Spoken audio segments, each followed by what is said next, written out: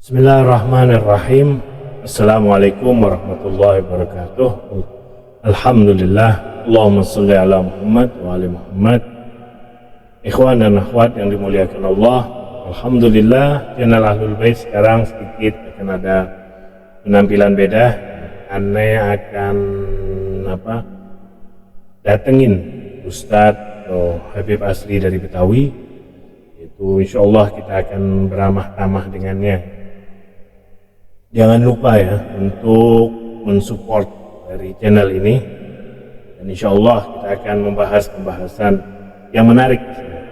Dan aneh panggil aja Ustadznya itu Ustadz Idrus Al-Habsyi, yang sekaligus kita akan mulai kajian ini untuk mempersingkat waktu. Fadhol ya Ustadz, fadhol. Assalamualaikum warahmatullahi wabarakatuh. Waalaikumsalam warahmatullahi wabarakatuh. Syukran, jazakumullah khair. Begini Ustaz, kita akan mulai ini pembahasan yang aneh sedikit, akan ambil judul yaitu tentang isyraf dan tafsir. Itu apa sih sebenarnya? Karena anak terkadang bingung. Di luar itu, di sana orang kalau makan gak habis dibilang israf, kalau ibu-ibu shopping di luar atau di mall itu berlebihan dibilang israf, orang buang makanan tidak dibilang mubazir, orang beli pakaian berlebihan dibilang mubazir. Nah semuanya itu kenapa dibilang mubazir gitu? Apakah tidak ada pembatasan artinya? Gimana penjelasannya Ustaz? Fadol. Begini ya penjelasannya. Allahumma sholli ala Muhammad wa ali Muhammad. Perhatikan. Jadi ada yang disebut israf, ada yang disebut dengan mubazir. Nah, kedua kata atau kedua istilah israf dan mubazir ini memiliki pengertian yang berbeda satu sama lain. Nah, israf itu apa? Membelanjakan harta melebihi dari kebutuhan yang seharusnya. Itu israf. Kalau tabzir atau yang kadang orang sebut-sebut itu mubazir, itu membelanjakan sesuatu yang tidak layak atau tidak dibutuhkan. Nah itu pengertian tafsir. Jadi israf dengan tafsir itu berbeda. Dalam firman Allah Subhanahu wa taala, innal mubadzirina kanu ikhwana syayatin wa kana syaitanu li rabbih ghafura. Itu dalam surat Al-Isra, bahwa orang-orang yang mubazir itu adalah saudara-saudaranya setan, sejalan dengan setan. Jadi seakan-akan di sini di ayat ini Allah menggambarkan orang yang mubazir itu sekawanan atau sekelompok dari setan juga. Nauzubillah min dzalik. Jadi ayat dengan jelas bahwa agama Islam menghina perbuatan orang yang mubazir, orang yang melakukan tabzir, orang yang melakukan israf. Jadi bahkan dalam berwudu saja, dalam berwudu itu kita dilarang untuk israf. Itu dalam berwudu. Meskipun dia itu dalam berwudu untuk berwudu untuk sholat. Meskipun dia berwudu misalkan di sungai. Ada hadis Nabi Shallallahu Alaihi Wasallam yang pada waktu itu seseorang dari sahabat Nabi sedang berwudu. Itu lalu Nabi berkata, apakah engkau sedang berwudu? Ya, kata sahabat itu. Kau ini telah melakukan israf dalam penggunaan air. Lalu sahabat itu menjawab, apakah dalam berwudu ini ada juga dikatakan israf? Ya, kata Rasulullah. Meskipun kau berwudu itu di aliran sungai atau di air yang mengalir. Jadi apa? Berwudu itu dilarang untuk melakukan israf. Nah, kalau kita lihat kan terkadang banyak orang berwudu itu ya kayak mandi. Jadi kayak mandi. Mungkin kalau dilihat negeri Indonesia ini penuh dengan air, berlimpah dengan air, tetap saja tidak diperbolehkan kita untuk melakukan israf meskipun di negeri atau negara Indonesia ini berlimpah dengan air. Masya Allah. Dalam berwudu aja gitu Ustaz ya, untuk beribadah bisa jadi israf kalau berlebihan. Benar begitu Ustaz ya? Ya betul. Arti israf jadi mempunyai pemahaman yang luas, yaitu melampaui dan sampai pada perbuatan manusia, yaitu dia melampaui. Tapi terkadang juga arti israf itu digunakan pada sesuatu yang materi atau nafkah. Berbeda dengan tabzir atau mubazir. Yang penggunaannya itu maksudnya itu berkaitan dengan perbuatan manusia dan berkaitan juga dengan harta, meskipun sedikit. Ya. Jika kita berlebihan maka disebut dengan tabzir atau orang itu disebut dengan mubazir. Berbeda dengan penggunaan harta yang pada tempatnya. Ya, kalau penggunaan harta pada tempatnya meskipun banyak, tapi pada tempatnya tidak masalah. Ada sebabnya. Berlimpah penggunaan harta tapi pada tempatnya tidak masalah. Imam Shadiq alaihi salam berkata, man anfaqa syai'an min ghairi ta'atillah fahuwa mubazir, wa man anfaqa fi sabilillah fahuwa muqtasid. Jadi orang yang menginfakkan sesuatu hartanya itu bukan untuk taat kepada Allah, maka itu disebut dengan mubazir. Berbeda dengan orang yang menginfakkan hartanya di jalan Allah Subhanahu wa taala. Jadi ketika kita mengeluarkan harta kita lihat dulu ini bermanfaat tidak, dia layak tidak, dia layak atau tidak untuk kita sumbangkan atau untuk kita sedekahkan. Kita lihat, oh dia sudah mampu, dia sudah berlimpah, ya kita cari mereka yang belum, untuk mereka yang membutuhkan. Terkadang kan tidak, dia sudah berlimpah terus dipasok, sedangkan di sana ada di tempat yang lain yang membutuhkan. Itu terkadang dari sebagian ikhwan kita masih seperti itu, ada yang ketika berinfak atau bersedekah itu tidak melihat kondisi yang akan kita berikan tempat itu, dia membutuhkan atau tidak. Aneh potong ini Ustaz. Masalah bangunan sekarang ini kan banyak itu, kalau kita lihat dibangun masjid-masjid Husainiyah itu dibangun tapi kosong melompong, atau hanya segelintir, 1 orang 2 orang aja yang ada di situ tempatnya, bahkan kadang nggak ada aktivitasnya. Nah bagaimana ini bisa dibilang apa ini?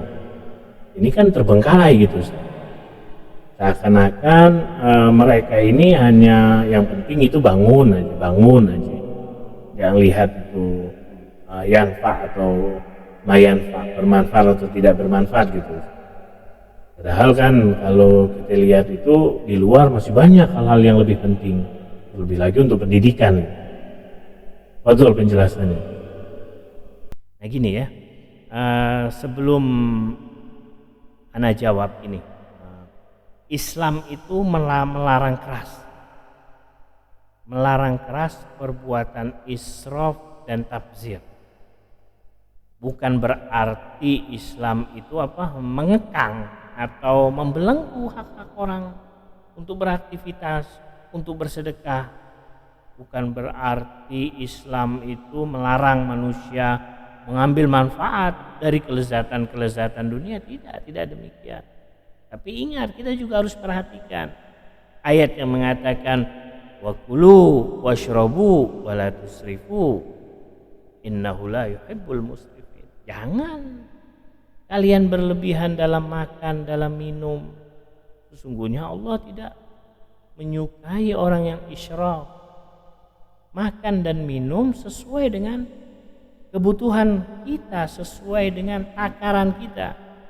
Kita hanya makan mampu untuk satu piring, ya sudah, jangan kita lebih, jangan kita berlebihan. Jadi Allah tidak mengekang. Islam, agama Islam tidak mengekang atau melarang manusia untuk beraktivitas, untuk mencari rezeki, untuk mencari kekayaan, tidak. Tapi ketika dalam penggunaan, nah itu harus dibatasi. Nabi Shallallahu Alaihi Wasallam mengatakan, yaitu dalam firman Allah Subhanahu Wa Taala, walladzina idza anfaqu lam yusrifu wa lam yaqturu. Jadi ayat udah jelas. Jadi wahai kalian apabila berinfak, janganlah kalian berlebihan. Idza anfaqu lam yusrifu. Jika kalian berinfak jangan berlebihan. Nah itu tadi. Misalkan kita ingin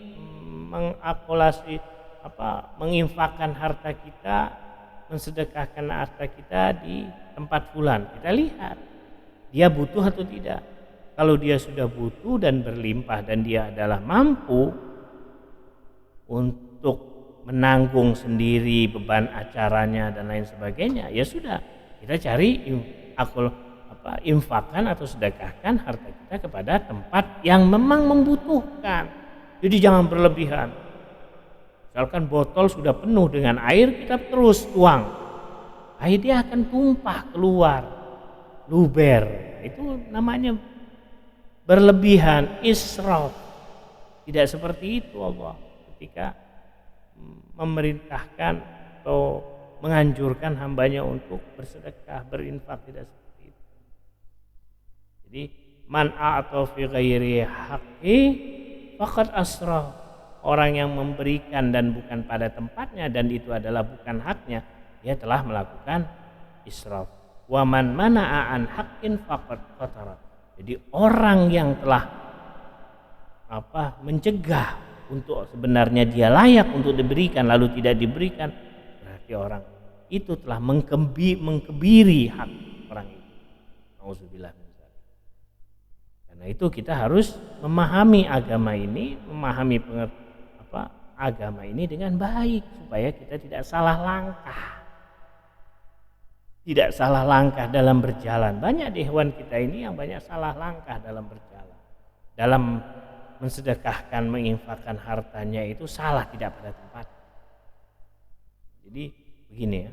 Jadi maksud israf dan tabzir di sini, Islam ingin memberikan jalan tengah.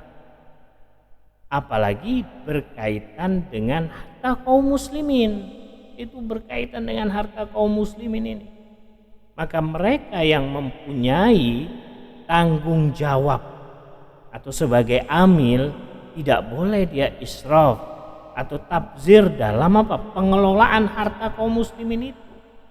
Dengan menghamburkan harta supaya terlihat megah, supaya terlihat kokoh, supaya terlihat wah di depan yang lain, supaya mendapat pujian dan lain sebagainya, padahal komunitas itu belum membutuhkan. Jadi kita harus menyesuaikan dengan ya dengan jumlah komunitas, menyesuaikan dengan kebutuhan yang ada. Sebab banyak mustadafin masih kesulitan, banyak dalam kesulitan, apalagi terutama dalam masalah ongkos biaya pendidikan. Seandainya dibuka keran yang lebar-lebar untuk pendidikan, ya anfak, sangat bermanfaat. Jadi marilah kita fastabiqul khairat, berlomba-lombalah dalam kebaikan, tapi kita lihat ketika berlomba-lomba itu pada tempatnya atau tidak. Jangan kita hanya memikirkan sepihak, kemegahan dan lain sebagainya. Karena sebab sebagian orang yang kalau kita lihat sebagian orang yang israf atau berlebihan ini dalam menggunakan harta kaum muslimin, itu apakah itu orang baik? Belum tentu. Belum tentu, karena itu harta kaum muslimin, bukan hartanya. Coba kalau berkaitan dengan hartanya sendiri, apakah dia berani untuk melakukan itu? Berani dia berlebihan untuk menggunakan hartanya sendiri. Nah, itu bisa jadi dia kikir, bisa jadi dia pelit. Jadi kembali lagi, kenapa Islam itu mengatakan orang-orang yang mubazir disebut sebagai saudara-saudara setan? Kenapa? Sebab mereka kufur. Mereka kufur terhadap apa? Kufur terhadap nikmat Allah Subhanahu wa taala. Dan mereka meletakkan nikmat Allah Subhanahu wa taala itu tidak pada tempatnya. Karena itulah mereka dikatakan sebagai kelompok atau bagian dari sahabat-sahabat atau saudara-saudara setan. Jadi perbuatan mereka itu sama dengan perbuatan setan yang suka berlebihan, yang suka israf, suka tabzir. Ala wa inna i'ta al-mal fi ghairi haqqi bitabzir wa israf. Jadi orang, kata Imam Ali alaihi salam, jadi orang yang memberikan hartanya bukan pada tempatnya itu disebut tabzir dan israf. Wa huwa yarfa sahibuhu fid dunya, itu hanya menyelesaikan dia di dunia saja.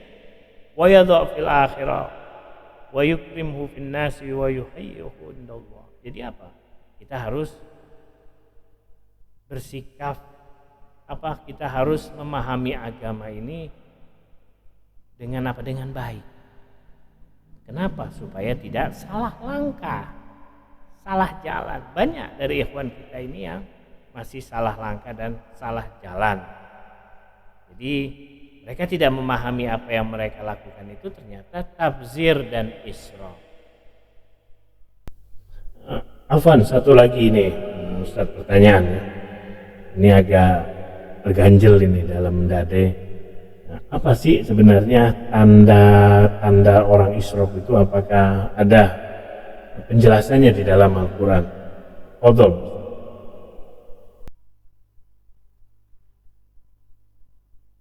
Nah gini ya, begini. Tanda-tanda orang yang israf itu ada 3, yaitu membeli yang bukan kebutuhannya, yaitu kedua dia memakai yang tidak seharusnya. Misalkan dia bisa memakai pakaian seharga 100.000, tapi dia membeli pakaian dengan harga yang jutaan. Dia bisa memakai harga tas dengan harga misalkan yang 100-200.000 atau 500.000, tapi dia membeli tas dengan harga yang puluhan juta. Itu tanda-tanda dari. Yang ketiga adalah makan sesuatu melebihi dari kebutuhan, hingga akhirnya dibuang, akhirnya dia muntah. Itu dia. Jadi kalau kita lihat mereka yaitu mereka orang yang israf atau mubazir ini adalah orang-orang yang menghalalkan. Jadi orang-orang yang menghalalkan apa yang diharamkan dan menumpahkan darah, sama seperti itu. Jadi akibat atau efek dari orang israf dan mubazir ini seperti itu. Coba kalau kita lihat pada Al-Quran. Inna fir'auna la'ali fil ardi wa innahu laminal musrifin. Orang yang israf itu disifati seperti Firaun oleh Allah Subhanahu wa taala. Innallaha la yahdi man huwa musrifun kadzdzab. Jadi orang yang israf itu juga Allah tidak akan memberikan hidayah. Dia adalah orang yang pendusta, itu sifat orang israf. Dalam surat Al-Anbiya juga dikatakan wa ahlakna al-musrifin. Jadi orang-orang israf ini akan Allah binasakan. Binasakannya bagaimana? Wallahu a'lam. Allah yang Maha tahu. Allah yang Maha Pemurah, Allah yang Rahman yang Rahim. Karena itu mudah-mudahan kita ini dijauhkan dari sifat israf dan sifat tabzir. Dan sekali lagi, pahamilah agama ketika kita akan melangkah atau melakukan sesuatu yang terkadang ketika kita melakukan perbuatan kita sangka perbuatan itu baik padahal tidak baik.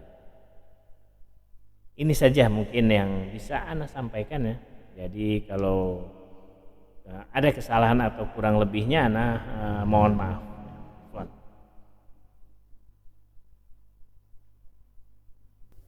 Ya khair Ustaz. Syukran jazakumullah khairan katsiran. Terima kasih banyak atas penjelasannya. Dalam pertemuan ini sangat mencerahkan sekali. Insyaallah bermanfaat untuk Ana sendiri dan untuk juga untuk ikhwan-ikhwan sekalian, ikhwan dan akhwat sekalian. Mudah-mudahan kita ini dijauhkan ya Ustaz ya dari hal dua sifat yang sangat buruk itu, yaitu sifat mubazir dan israf. Amin ya rabbal alamin. Terima kasih Ustaz atas kedatangannya dan penjelasannya.